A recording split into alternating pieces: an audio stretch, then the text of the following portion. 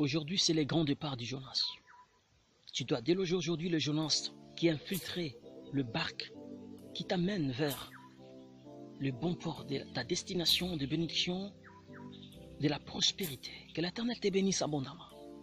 Jonas, chapitre 1er, le verset 7. L'Éternel a suscité ses prophètes pour aller prêcher à Ninive, mais ces derniers a payé le billet pour aller à Tarsis. En arrivant dans le navire, l'Éternel a envoyé un grand vent qui a menacé les navires et tout le monde était dans la peur de la mort. Ils ont jeté même les effets dans la mer.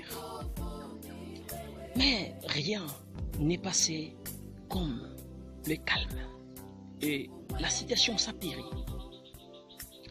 C'est ainsi que Jonas, de lui-même, il avoua, c'est moi qui est l'agent causal du trouble.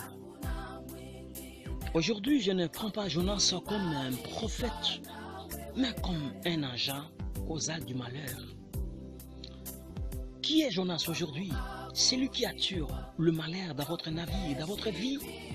C'est simplement, ça peut être peut-être un esprit des maris d'ennemis, ça peut être l'esprit des régés, ça peut être les esprits des cauchemars, peut-être tu es poursuivi en sommeil par des inconnus, peut-être on a déjà volé ton argent pendant que tu dors dans les sommeils, peut-être il y a des histoires horribles, tu manges pendant que tu dors, peut-être il y a des hommes occultes qui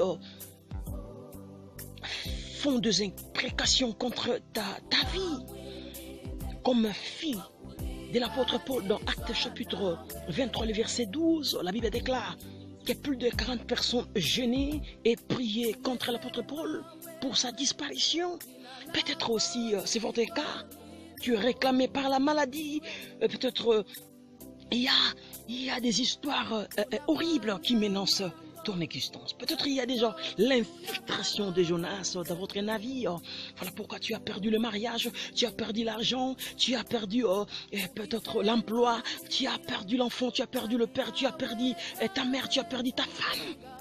Tu es resté avec l'histoire que j'avais l'argent, j'avais des relations, mais il n'y a rien comme une histoire des bénédictions, comme une épreuve dans votre vie.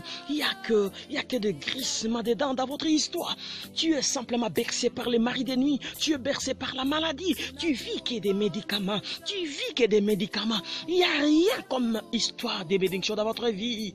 Que l'Éternel te guérisse des maux de tête enflammés, que l'Éternel te guérisse de l'esprit de la stérilité, que l'Éternel te guérisse des esprits, des cauchemars, des ténèbres, que l'Éternel te guérisse de tout genre des esprits qui te condamnent dans les mondes des ténèbres, en disant tu dois mourir, en disant tu vivras pas la prospérité. Jonas a déjà infiltré ta vie, mais hélas, pour mieux vivre, il faut passer par la délivrance et aussi il faut jeter Jonas dans la mer. Qu'est-ce que signifie jeter Jonas? C'est-à-dire engager une vie de combat spirituel agressive, car cette lutte, ce n'est pas une lutte de sang et de chair. Éphésiens 6 à 12, mais c'est une lutte des principautés, des esprits méchants dans les célestes, des autorités. Peut-être la sorcellerie de votre famille te combat. Vous devez déloger cet esprit des maris et femmes de nuit par la prière. Vous devez déloger cet esprit de malchance.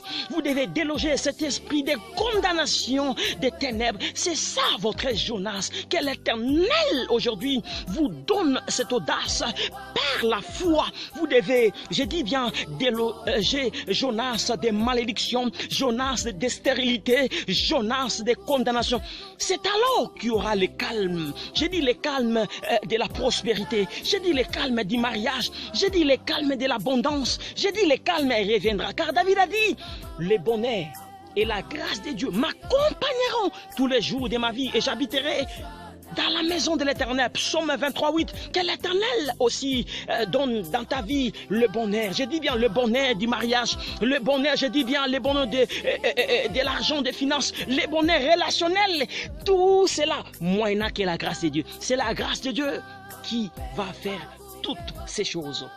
Ma prière pour toi, reçois la grâce devant Dieu et reçois aussi la grâce devant le gens de ces mondes. Reçois la faveur devant Dieu et reçois la faveur devant le gens de ces mondes. Que l'Éternel te bénisse abondamment.